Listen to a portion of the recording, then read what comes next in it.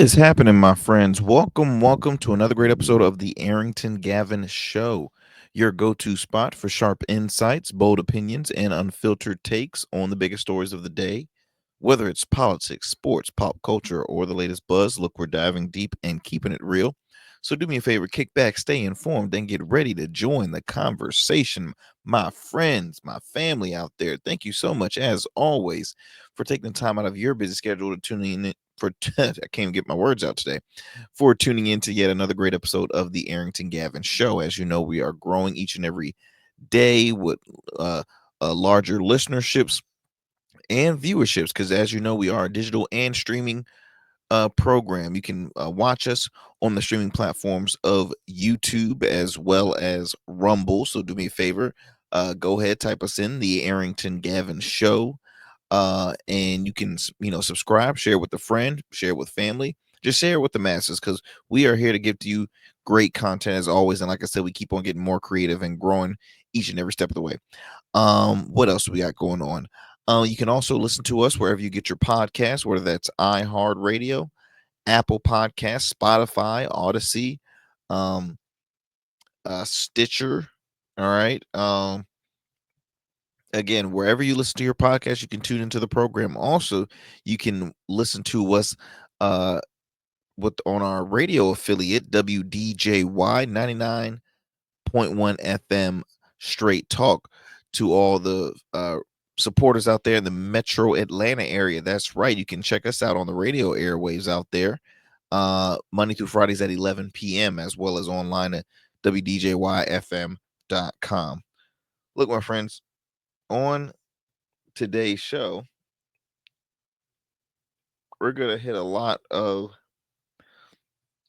interesting stories. All right, we got some stories happening in the pop culture world. Comedian Corey Holcomb is, I tell you, he keeps his name in the public and in the limelight, not on the good end, sometimes just on the controversial side. Also, Major League Baseball player uh Shohei Ohtani's former translator has been sentenced. So we'll talk a little more with that.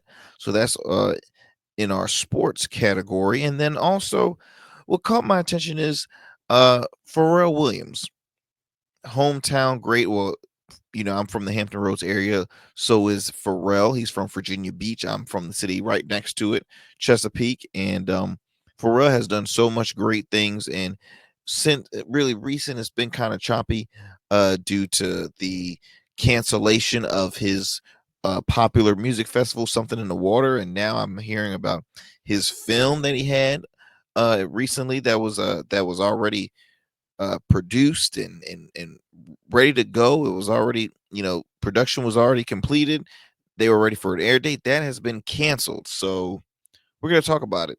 Let's see what else. And then in the political scene, President Trump appoints uh televangelist Paula White to a to position with his administration, and also Republican congressman suggests his children should get a job and work for McDonald's. I'll explain a little more later in the show. But as always, I do thank you all for taking the time out of your busy schedule, 1 hour of your time, to tune into the Arrington Gavin Show.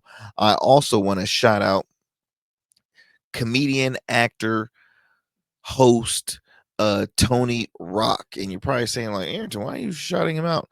So, y'all, recently, my lovely wife and I, we love going to comedy shows. We probably go to more comedy shows than we do concerts. And I believe Tony Rock. I had got tickets to see Tony Rock at the Virginia Beach Funny Bone, and also one of the reasons to, I mean, for one, I think he's, a hilarious dude. Two, we've never seen him, live, and then three, he happens to be good friends. We share a mutual friend, and so and he also knows my brother very well. So I'm like, oh, let me go in and support and check him out and all that good stuff. And so this was actually our first comedy show uh in 2025 because we got a couple other shows lined up. I believe we're gonna see Joe Coy as well as Martin Lawrence. He's on tour. I remember listening to one of his interviews. He's on tour, so I think that's going to be dope. Martin Lawrence is a legend in the comedy game. And I mean, Joe Coy is a star. I mean, come on now. He's also a comedic icon. Um, so we got a couple, we got some shows lined up already to start the year off, and Tony happened to kick it off and did a hell of a job, man. So if for those who are watching, I'm actually rocking a hoodie, one of his merch that says Apollo One Night Only, Tony Rock, because Tony explained on stage that, hey, we all have vision boards, and this is one of my vision boards in my office, is to have, one night only at the Apollo Theater, which is in Harlem, I believe. And it's funny because he's actually a Brooklyn dude. He's in New York. He's from Brooklyn, and so Harlem is the mecca for all performers, music and comedy. So I'm like, let me go ahead and support, and like I said, I'm supporting that that momentum, that goal. I hope he receives that goal. I hope you all have, uh, uh, vision board aspirations and goals, especially for the year, and just whether it's a 5-year plan, 7-year plan, whatever. But I hope that you all have vision boards, because we all have goals that we want to hit. I have goals that I want to hit as a business owner, as a host, podcaster, radio host, you name it. I have goals and dreams and ventures that I do want to pursue, and it takes time, and we just got to keep it positive 24/7. So yeah, before we move forward, let's thank some of our proud supporters of the Arrington Gavin Show, because without them, we could not keep the lights on, if you know what I mean. So I want to shout out our friends over at Ingenious Gin. That's right, Ingenious Gin, black owned, veteran owned spirit company, excuse me. Fellas and ladies looking for a spirit as bold and refined as you, introducing Ingenious Gin, crafted with precision, infused with exotic botanicals, and balanced for the perfect sip every time. Whether you're savoring it neat, mixing the ultimate gin and tonic, or shaking up a classic cocktail, Ingenious Gin is your ticket to a moment of pure sophistication. Experience ingenuity in every drop. Find Ingenious Gin at your favorite store or online today by going to ingeniousgin.com. You have to be 21 or older to order. Enjoy yourself an amazing glass of Ingenious Gin, the gin of thinkers. Do me a favor, my friends, make sure to drink responsibly. All right, my friends, look, don't go anywhere. We have a lot more in store for you here at the Arrington Gavin Show. Don't go anywhere, and do not change that dial. We'll be right back after these commercial breaks.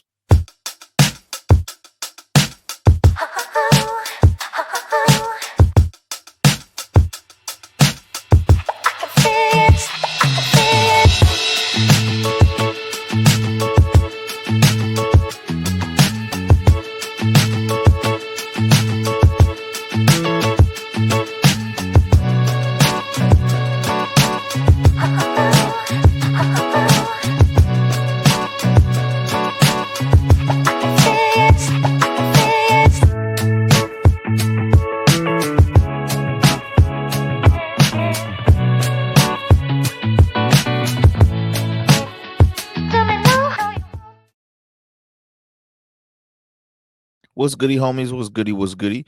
Welcome back to the Arrington Gavin Show. I'm your guy, your host, Arrington Gavin. Do me a favor, go ahead and follow us on our social media platforms. You can find us at Instagram, on Instagram at the Arrington Gavin Show, as well as Blue Sky. All right, one word, Blue Sky, X, formerly known as Twitter, as well as Substack. So you can check us out on those social media platforms, and also check us out on our Patreon page. That's right. You can find us on Patreon. I don't know why I say Patreon. Patreon page. We have some exclusive content for $2.99 a month. You can check some of that exclusive content out. Stuff that we can't, discuss here on the show, or just stuff that we can extend within 1 hour of a show. We try and share it on our social media platforms as well as our Patreon page. So do me a favor, continue to support us on there. All right, my friends, let's get it going with our first story of the day. As I mentioned before, Shohei Ohtani's former translator. Now it's interesting because you rarely hear a lot of stories involving the translator. It's like what happened with him? What did he do? So let me go ahead and break it down for you. So this reported by AOL says here that the former interpreter of Japanese baseball star, obviously Mr. Otani, was sentenced recently to nearly 5 years in federal prison. All right, in order to pay 1 million in back taxes after pleading guilty last year to stealing nearly 17 million from the Los Angeles Dodgers slugger. Some translator that is how does the translator have access to Otani's finances? Can somebody explain that to me? Can somebody explain that to me? Um, Prosecutor accused, uh, ooh, that's gonna be hard for me to pronounce that. Um, EP Mizura, I believe this is how it's pronounced. Who moved to the U.S. in 2018 with Otani and served as a close confidant, and translator of a multi-layer set of crimes involving the Dodger star's money. Says here, Mr. Otani's is a victim in this case. Acting U.S. Attorney Joseph McCall- McNally, excuse me, said outside the courthouse in Santa Ana, California. He had money stolen from him. He was taken advantage of, and he was preyed upon by Mr. Missouri. The former translator will face 57 months, guys, 57 months in prison, and has been ordered to return the stolen funds to Mr. Otani. Missouri began accessing Otani's accounts in 2021, impersonating the MLB icon in communications with the bank and using the deception to authorize more than 20. You hear that? 20 wire transfers. Let me pause right there. Y'all, here's some of the difficult things and the difficult stories you hear a lot when it comes to professional athletes. This is not just happening, in baseball. This happens in football, basketball, you name it. This occurs in all sports leagues and just professional athletes, excuse me. Um this is a story that exists, and really we can expand it. This happens for folks who become a household name that's not used to all the publicity, all the fame, all the money. The sad thing is, it's hard to find those trustworthy people that can really look out for your best interests. I repeat, it is very difficult for folks who become household names to find trustworthy people that truly want to be that protector, that person that can always have your back and you can always trust. That's difficult. And that's why sometimes a lot of celebs and public figures, they don't have so much huge groups or huge clans, you know what I mean? Like they keep their circle very, very, very small. So that's why you see often where family relatives are, their managers, their accountants, their this, that, which most times that's not even good. You can't even trust family, which sucks, right? But it's unfortunate because this is the first I've ever heard of a translator stealing from a client. Because again, I'm like, how does a translator have so much access to Otani's finances?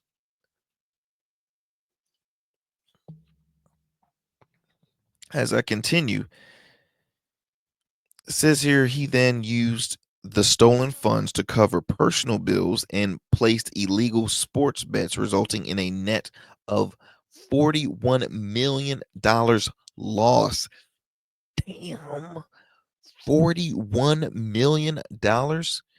So not only does this guy have a huge gambling problem, not only is he a thief and a snake. I mean, this is like years and years of crime. For me, 57 months. The man got lucky. 5 years, I think they said, close to 5 years. The man got lucky. in my opinion. Okay, in my opinion. I mean, I think he probably wish it was more because the folks that he stole from, he's gonna be like, oh snap. Seriously, the folks that he stole from, mostly, Otani, because baseball players, they make bank. There is no cap space in the major leagues. These cats make buku. I'm forgetting the gentleman's name, but he just signed with the Mets. Yeah, he just signed with the Mets, I believe. Uh, what, over $700 million for like 14 years, 15-year contract. I mean, it's a lifetime. One contract will set you for life. I wish I was good baseball. I wish I could play baseball. I was good with football player, but baseball career, I don't know. I'm not gonna lie though. I'll be fearful of getting hit with a baseball because sometimes when the pitchers is boom at bat and you're like, "Phew," and that joker hits you right in the face, man, or the arm or the back. No, I couldn't do that, Slim. Couldn't do it. Couldn't do it. Um, let's see. It says here that the interpreter made over 19,000 bets, winning and losing a total of $330 million a while failing to file proper tax returns. Let's see here. Now it says here that he never betted on baseball, or that Otani, perhaps the most famous player in sports, was unaware of the grift. Hmm. Well, nothing really to says here. Okay, the the case was a rare dark mark for Otani, who was a trophy cabinet, including a World Series last year, 3 MVPs, and a ooh. Otani has a $700 million contract, 10-year deal with the Los Angeles one of the largest in baseball history. 700 million, Lord, I'm about to pass out. When I heard 700 million, Dodgers got paper like that. The Dodgers got paper like that. They want to win. They shoot. Shout out to Magic Johnson. The man is he's a businessman. He is a businessman. But final note with this story, y'all. Again, for those who come across, if you have a relative, if you have a close friend that has a gift and that might be on the cusp of, let's for example, an athlete. If your friend or someone close to you, is could have a chance to become a professional in that field, just know, just pray and hope that you have their back. Continue to be that good friend to say, hey, look, just be careful when it comes to finances. Be careful of picking out your inner circle. Be careful of whoever handles your finances. Make sure you can trust them. I mean, when you look at people like Kevin Hart has majority of his close friends he grew up with in his circle. And guess what?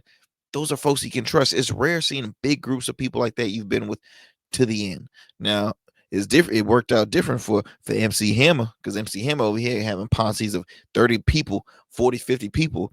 And guess what? The man lost a lot of money. Now he got money now, but he lost a lot of money. Could add a lot more. Could add a lot more. So just pick your circle wisely, my friends. Pick your circle wisely. Oh man, let me digress. Let me digress and move on to our next story. Next story I want to bring up, Corey Holcomb. Okay, Corey Holcomb. Now, Corey Holcomb recently was in the news. He's been in the news, I feel like, multiple times. And really, what I don't mean the news like political news, but I mean pop culture news.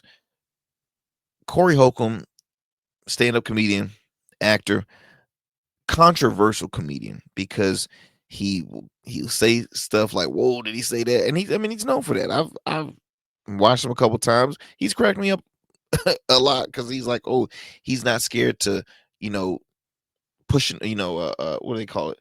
Pushing the envelope in a sense, or walking on eggshells with his jokes. Like he does not care. Unfiltered dude, does not care at all. Recently, there was a story that involved him getting involved in an altercation with a female, that he actually might have assaulted a female, or he was fighting a female. with another fellow comic, actually. In that comic, her name is Christina Payne. She says, this report by TMZ, she says that Corey Holcomb is lying about their physical altercation outside a popular comedy club. She says he hit her, not the other way around. Obviously, as Corey is now claiming. It says here that we got Christina. Okay, TMZ had spoke with her in Los Angeles, and let me see if I might have the clip for you guys. I might not. Hold on, let me see if I can pull it up for you guys. All right, bear with me. Patience, people, patience. It's like so much information that oh yes, there it is right here. All right, I found the clip.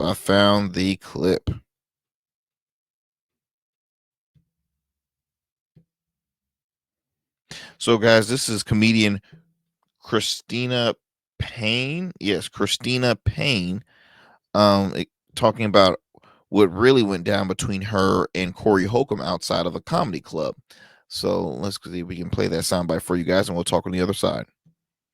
Now, the story is being flipped totally about the truth and what happened. That you hit him. That's what now I'm hearing is word on the street that I'm an attacker now. Why do you think he's saying that? He doesn't want to go to jail, probably most likely. I mean, it is an assault. Yeah.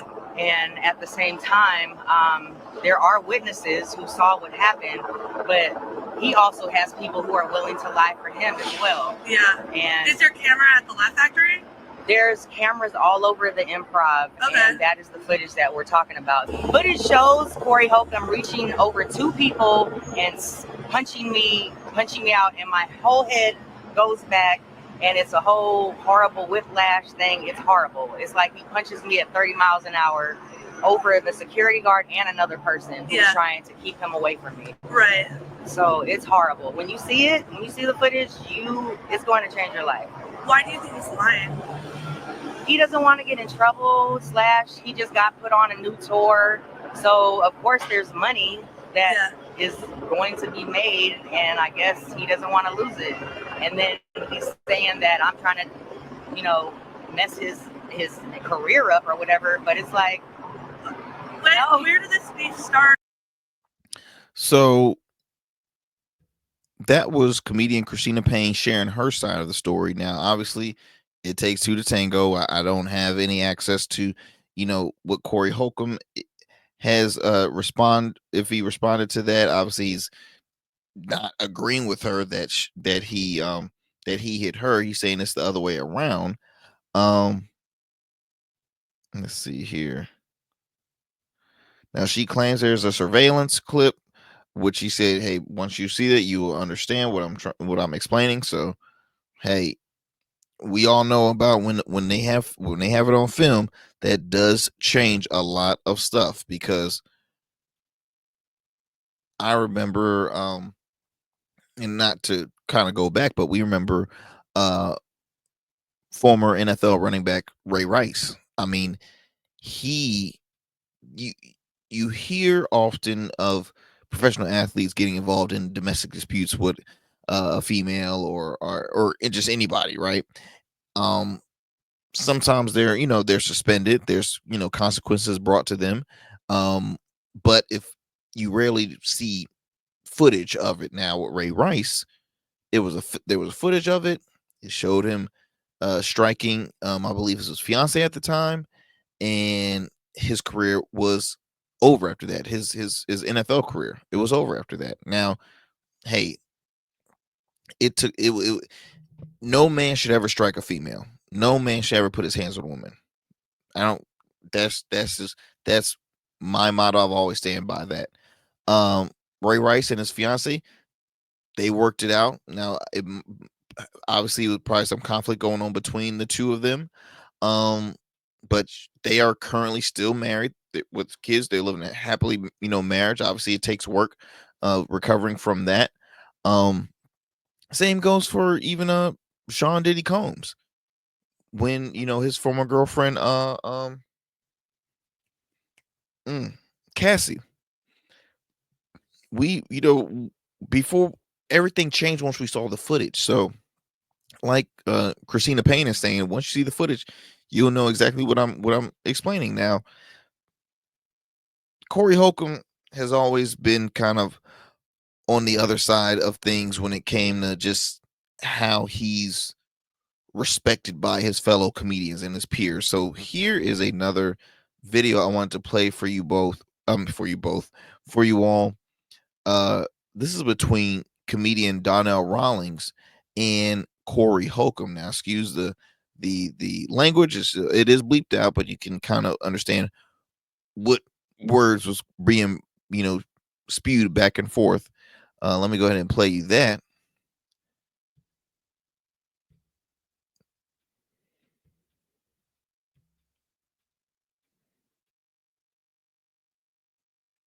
Here we go.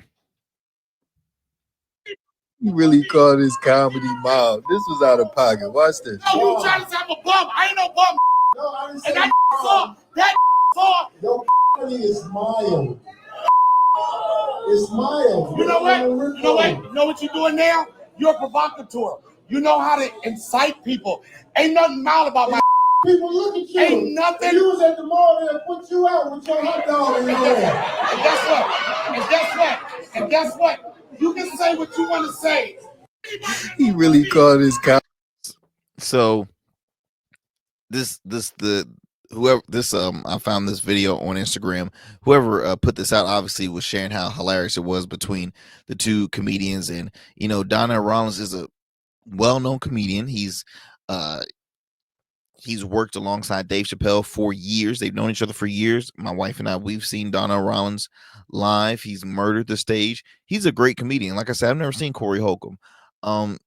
For one comedian to call another comedian's comedy mild in front of his face, in front of everybody.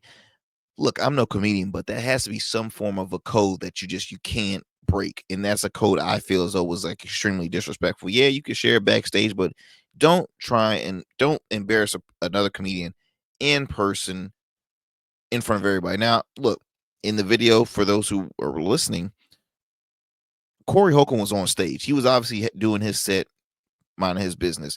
Donnell Rawlings was talking to him like if he was responding to something Corey Holcomb said, and Donnell Rawlings found offense to that. He found offense to it. Again, I don't know who has the most years. I don't know who's toured the most or who has the most recognition. But again, for somebody to say, "Hey, your comedy's mild," like those are fighting words. those are fighting words. So again, Holcomb, controversial guy, not looking too good.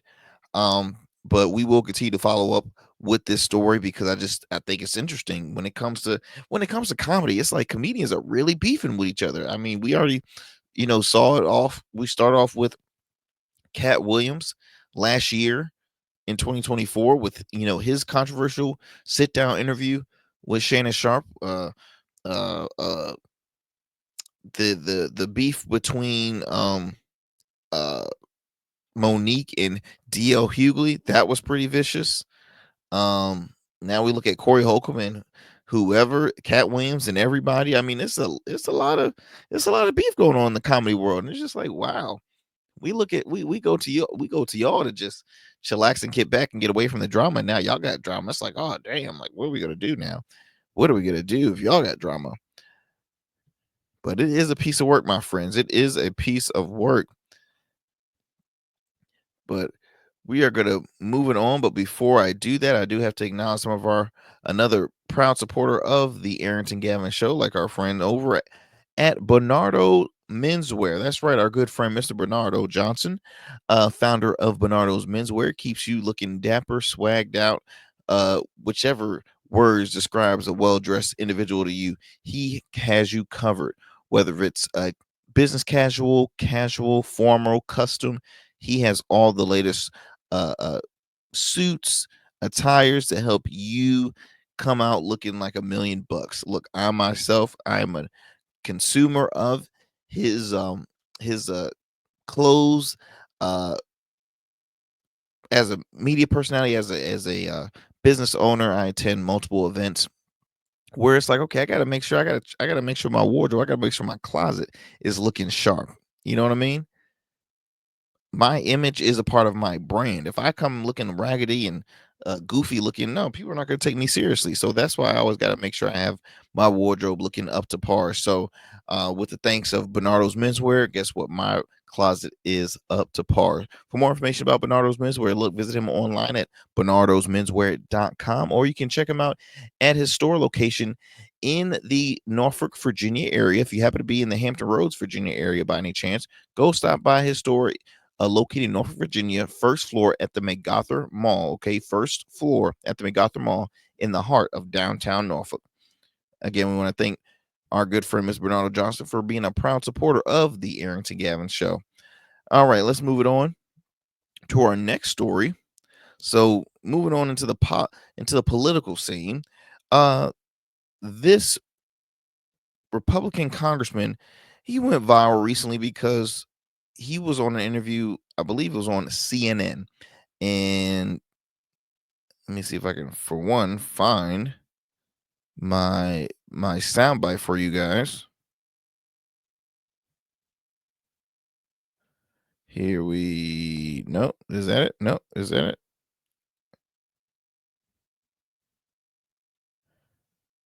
One of these days, I'm just gonna have all my stuff labeled. You know what? It can be difficult multitasking, y'all, so bear with me. Bear with me.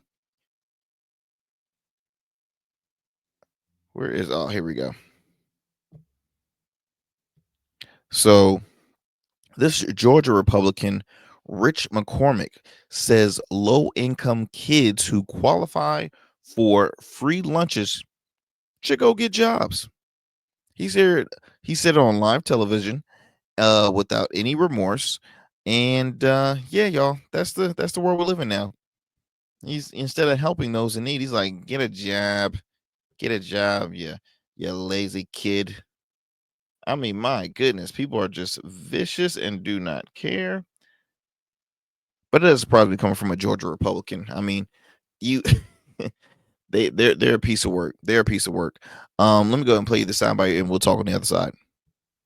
Would you support getting rid of, school lunch for vulnerable kids and breakfast and Head Start, for example, and getting rid of childhood cancer research? Do you support that? And what do you say to your constituents? I want to follow up on that question too, because I didn't hear an answer from you. Sure. So I'm an ER doc, and I know that philanthropy is where you get most of your money for childhood cancer research, for example. And it's not just child. I mean, you look at what the president just proposed, a $500 billion spending bill on AI to produce cancer early detection in the first stage on most body parts.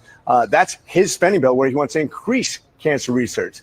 So it's just about what part of the money it comes out of. When you talk about school lunches, hey, I worked my way through high school. I don't know about you, but I worked since I was, before I was even 13 years old. I was picking berries in the field before we had child labor laws that precluded that. I was a paper boy. And when I was in high school, I worked my entire way through. You're telling me that kids who stay at home instead of going to work at Burger King, McDonald's during the summer should stay at home and get their free lunch instead of going to work? I think we need to have a top-down review.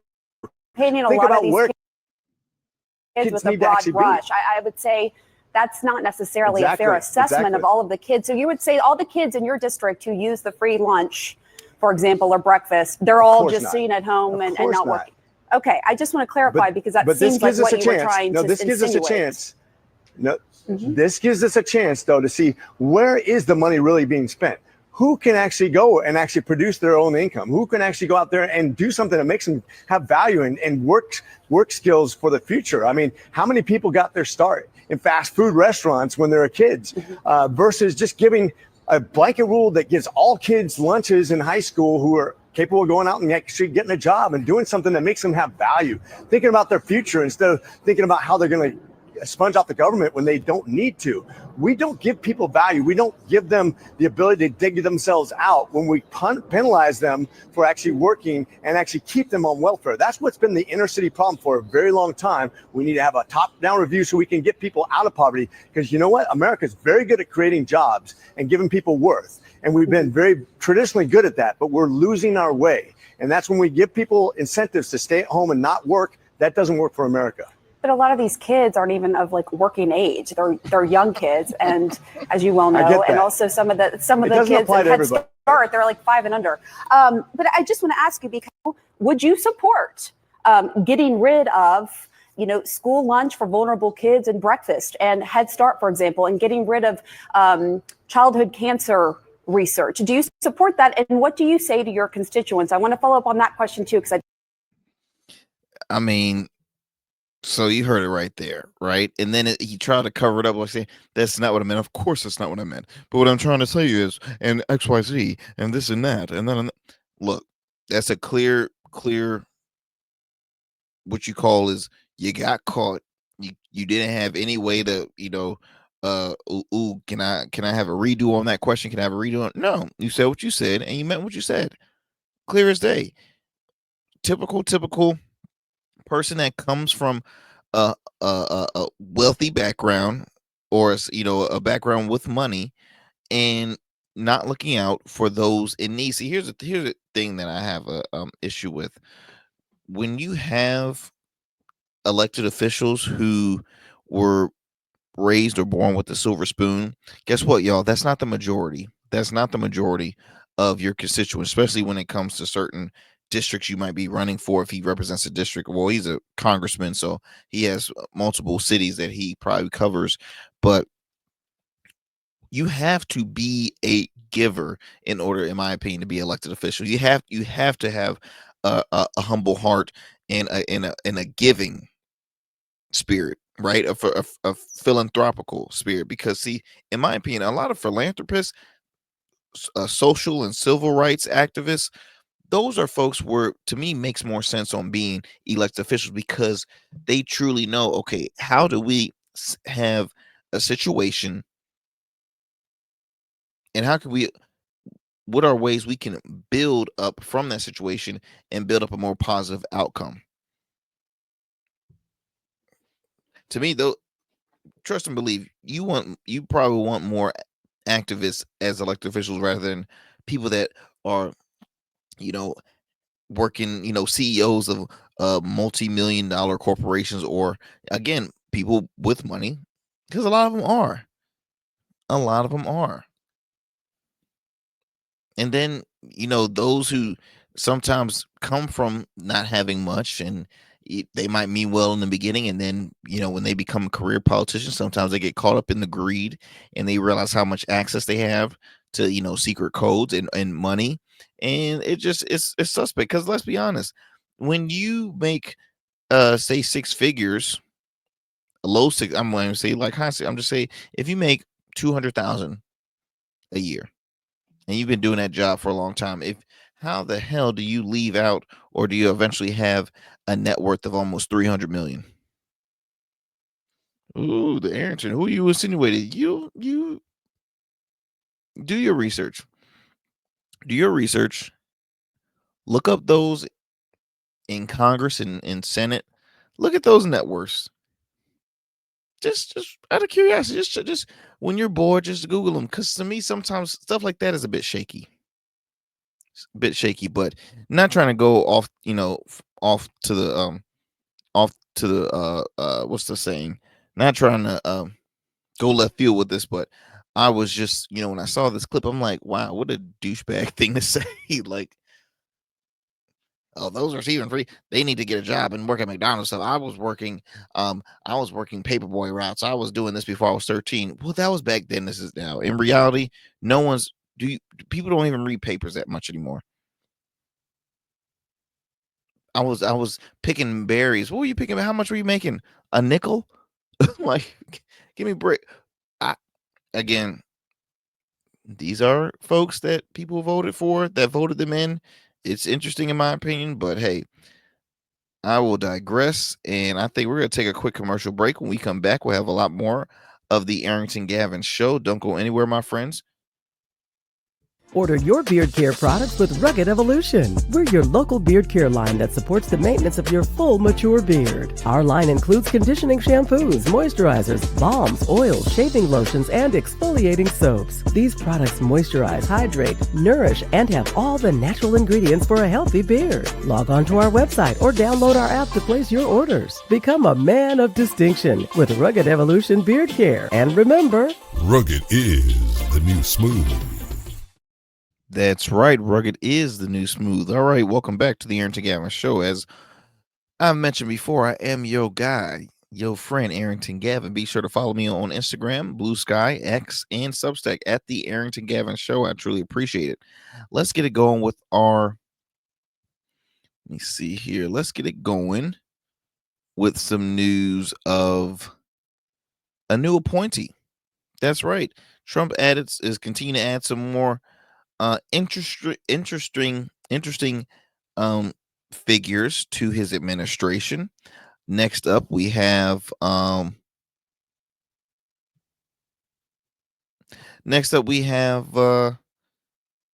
Miss Paula White. All right, Paula White. For those who are unfamiliar who this lady is, she is a televangelist.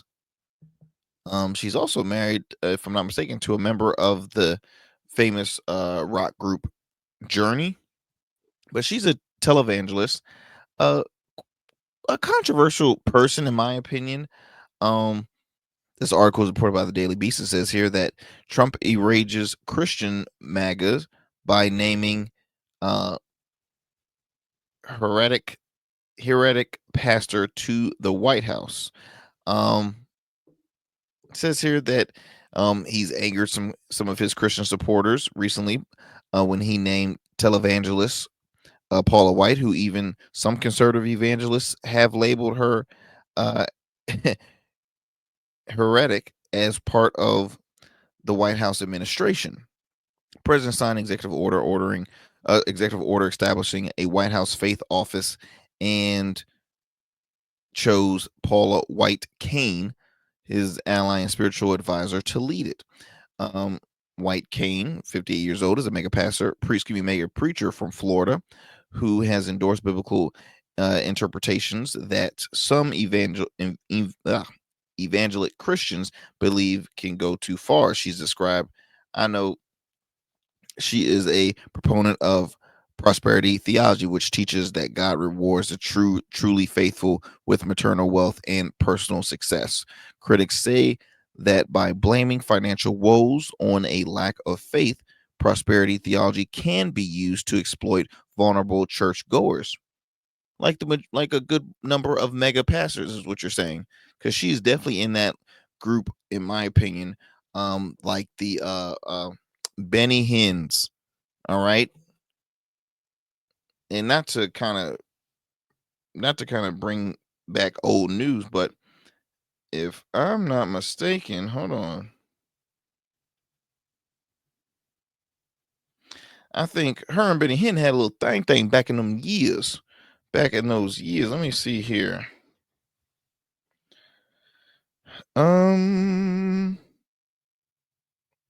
Says here, in 2010, White was photographed leaving a motel in Rome holding hands with televangelist Benny Hinn.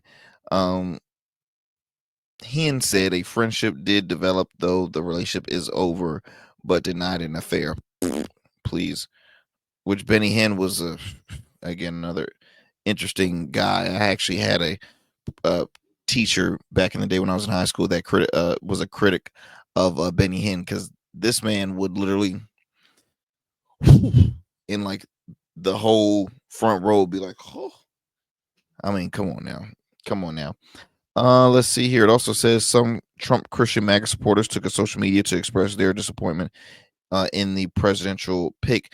I'll be honest, and I'm not the perfect Christian, but when you have someone of faith that is a MAGA supporter, that just, and again, y'all know I'm this is the unbiased, even though I'm not a fan of Trump.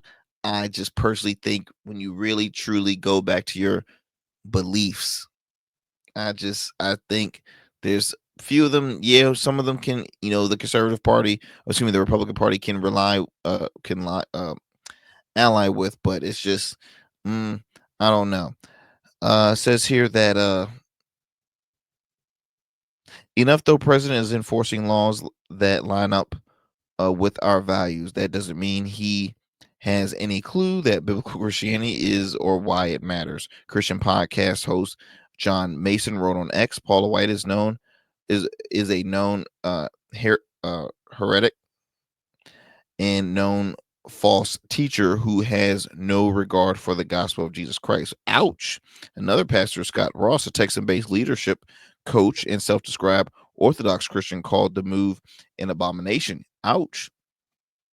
Then another one I'm going to read here says Paula White, head of Trump's White House faith office, is no Christian leader. She preaches the heresies of word of faith and prosperity gospel, both utterly opposed to authentic Christianity. Worse, she has lived a life of scandal. See, I beat him to it. With multiple husbands, twisted the gospel for profit. I mean, I think it's very on brand with Donald Trump, in my opinion. Scandal, turning up stuff for profit. Definitely, she had multiple husbands, he had multiple wives, or had multiple wives. Look, it's on brand, baby. It's on brand. So I just remember, I just remember, I think she had, I want to say, described Trump as almost as like God, or like this is God bringing us to him, or some weird crap that I was just like, girl, bye.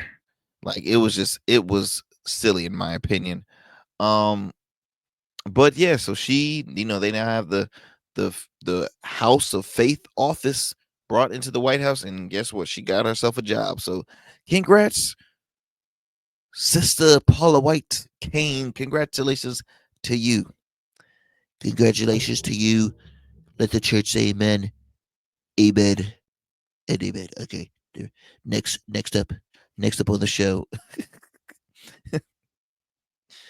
Oh, Father, thank you. Like, imagine Trump like saying grace. Dear Lord, it's done. I'm not gonna be long because I'm pretty hungry. But all right, let me stop. Let me stop. Let me move it on to our next story because I'm looking at my time. So I want to bring this up because a friend of mine who is a local media person, is TV host, he has shared this on his story, and I was like, wait, what are you talking about? Shout out to my good friend, Mr. Chandler Nunley. So there was he had reposted, he reposted on the story that Pharrell had a film project that was, I think that was actually being filmed in Virginia Beach, and it was taking place like around like the 70s in Virginia Beach. It was already completed. They already had their stars, did this and that, and it was set to be released in this date. And then all of a sudden, it got scrapped. And we're just like, what is happening here? So this reported by Black Enterprise says here's Pharrell's Golden film shut down before it was even released. Says here a long anticipated film, Golden, a film about Pharrell Williams' childhood with a star-studded cast, has been nixed completely and will not be released, according to an exclusive Variety report. It says that the project's halt was due to Universal Pictures shutting it down at the very last minute, which to me I feel like is, who does that? Who does crap like that last minute? I can't stand last minute stuff. Directed by Michael Gaudry, Golden had a theatrical release date of May 5th through Universal. The film is one in a series of releases as part of their creative partnership with Williams. The studios both financed and oversaw the effort to bring Golden to the big screen. Says here that after reported by several sources, though, the film project was shut down after Universal Pictures and producers agreed unanimously with Gaudry that the film did not seem to be meeting internal expectations. What? Williams said of the decision, when all of us got into the editing room, we collectively decided there wasn't a path forward to tell the version of the story that we originally envisioned.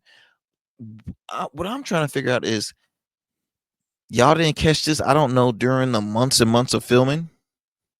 Y'all didn't catch any hour, any simple hour? No, the final cut, the final product. You're just like, no, this ain't gonna work. We out. So my thing is, I hope staffers, I hope the cast, I hope they got compensated already. And I hope it was pretty good, because this is ridiculous. This is ridiculous. And what's even more ridiculous is the fact that, once again, the city of Virginia Beach takes yet another L. All right.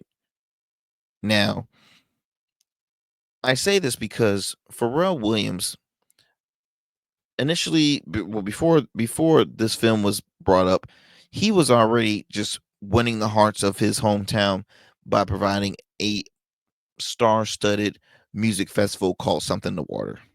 Right, I've spoken about it here on the show. Something in the Water took place on the beach in Virginia Beach, on the off the boardwalk, literally on the sand. You had 2 sound stages. You had artists like the Jonas Brothers, Lotto, Jay-Z, Snoop Dogg, Kid Cudi, Chris Brown, you name it, Justin Timberlake. Every star in music was there, and it was performing there. They were literally calling it the Black Coachella. Coachella is the largest music festival in the world. They were calling this the Black Coachella. You hear me? And so now all of a sudden they're saying nope. We just gotta let it go. So with Something in the Water, the city and the Something in the Water organizers could never agree to a date, because last year, which was supposed to be getting ready to come out, I think in like October, early ticket sales was for locals only. You had to go in person, so people were waiting in line, damn near camping in line. Then that same day they postponed it. Okay, then people had to get their money refund, because they did not like say, okay, you can save those tickets for the next show. No, we gotta refund your money. Okay, so that was happening the day of, which I thought was sketch. Then all of a sudden they're like, okay, have we agreed on a date yet? Have we agreed on a date? And it was back and forth. Organizers kept on asking the city for an extension. The city tried to lay the hammer down, and then they forgot to realize how much money they made. Okay, they made around close to $30 million in one day. I mean, excuse me, in one city. One city alone made around $30 million. So you can imagine what the full Hampton Roads area, with all the hotel stays, the parties, the events, the stars you were hosting. I mean, it was so much, so much. They could never agree to anything. So guess what? That got axed. All right. A lot of natives in Hampton Roads is like, once again, we can't have nothing. We can't keep nothing open. Black people, we just can't keep nothing open. Grand opening, grand closing. We can't keep nothing open. So that got axed. And then around that process, they were also talking about a